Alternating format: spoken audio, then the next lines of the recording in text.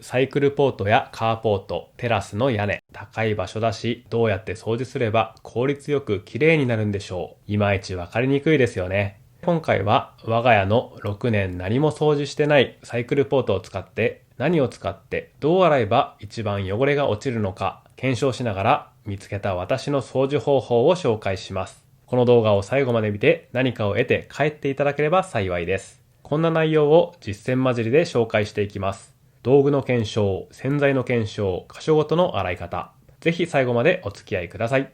道具の検証。まずは効率よく汚れを落とせる道具の比較からやっていきましょう。用意したのはスポンジ。表面が網目で覆われていて窓掃除とかでも使うものです。そしてモップ。洗車用のモップです。柄がついている方が離れたところも届くので便利です。今回は条件を同じにするために水だけを使い同じ力加減で10往復こすってどちらがより汚れを落とせるか実験してみます。左がスポンジ、右がモップで試してみます。こすってる感じはあまり汚れが取れている実感はありません。どうなるのでしょうか。はい、水を流してみます。結果は、同じ程度の汚れが同じ程度落ちているって感じで、汚れ落ちに関しては正直そこまで大きな差はありませんね。ただ実際に作業してみた感覚としてはモップの方がおすすめです。面が広いし、モップの毛みたいな部分が汚れを絡め取ってくれそうな気がするからです。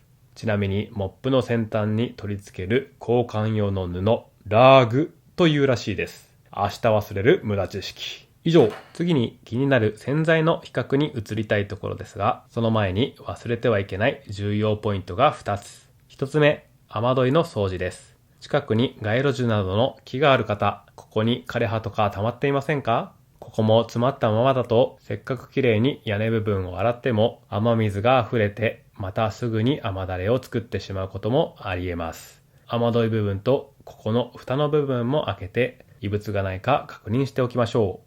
二つ目、排水先の確保です。洗剤が混じった水がそのまま表面を伝って側溝を通って川に流れるのを避けるために排水先が土になるように誘導しておきます。自分の敷地外への配慮は大切にしたいところです。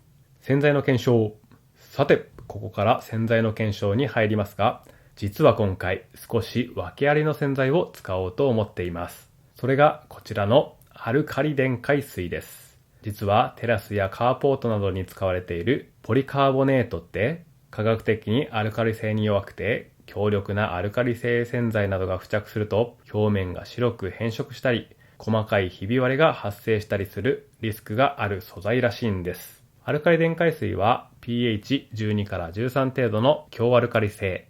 車の排気ガスによる黒ずみやベタついた汚れの主な成分はカーボン粒子未燃焼の油分、大気中の塵やホコリが混ざり合ったものなので、アルカリ性の洗剤がうまく落としてくれる気がするんですよね。ポリカーボネートへのリスクと汚れ落ちするんじゃないかという好奇心。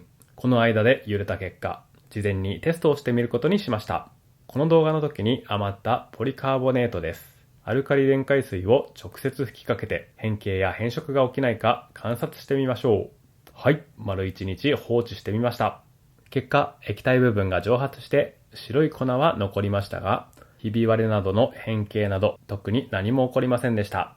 ということで、素材の耐性や使用条件によって差はあるかもしれませんが、今回はこのままアルカリ電解水をよく水で流すという条件で検証を進めてみます。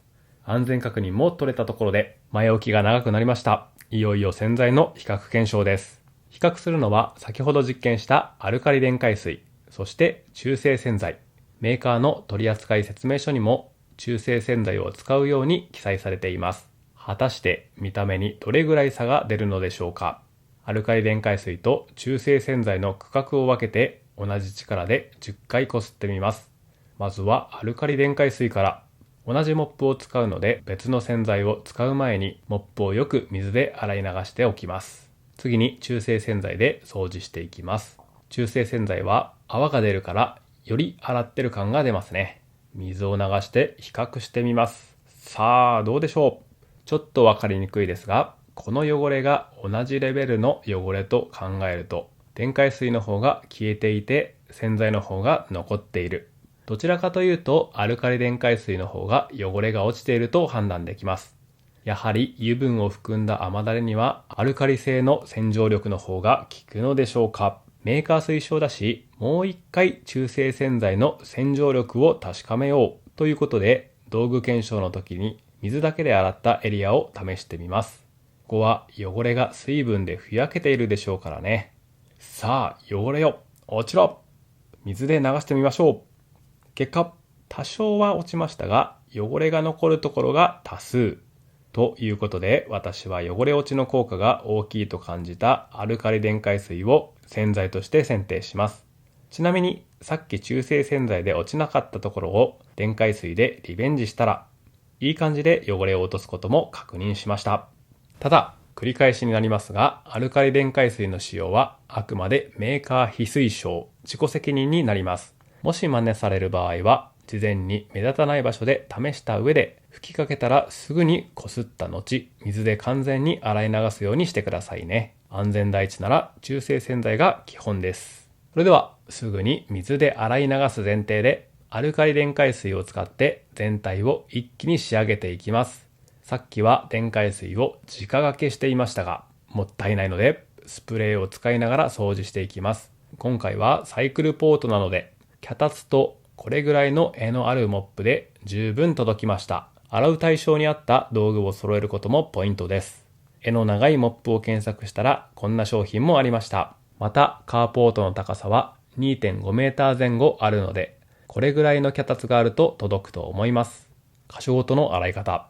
屋根下。屋根の上が終わったら今度は屋根下です。上を洗っても落ちない汚れは意外と下側に付着しています。ただ下側の汚れは簡単に落とせるものが多いので、水とモップだけで十分です。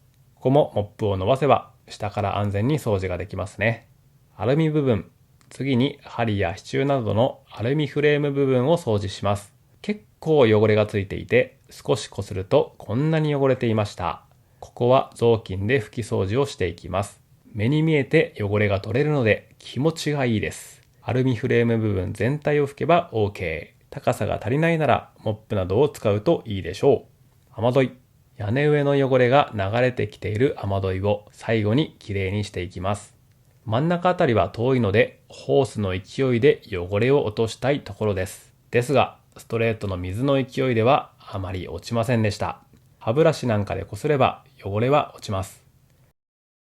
遠いところはこんなものを作って掃除してもいいと思います。ただ、目に見えないところなので、水が流れるという機能さえ守れば OK でしょという考えのもと、私は今回手の届かないところまでは掃除しませんでした。仕上げ。最後に水垢なんかが残らないように、届くところについては空拭きして仕上げます。雑巾に吸収しきれない水が体にポタポタ落ちてこないように注意しましょう。はい、すべての掃除が完了しました。見違えるほど透明感が戻ってサイクルポート全体が明るくなりました。まとめ。今回の検証をまとめると、道具は伸縮式モップが安全かつ楽でおすすめです。洗剤はアルカリ電解水が良かったですが、素材を傷めるリスクがあるため、もし使うなら即完全すすぎを行うこと。安全第一であれば中性洗剤を選択してください。皆さんのお家のカーポートやテラスの状況に合わせて試しやすい方法を選んでみてくださいね。今回の動画が参考となった方は、ぜひ高評価とチャンネル登録をよろしくお願いします。いい道具や掃除方法があればコメントで教えてください。ではまた次回の動画でお会いしましょう。それでは。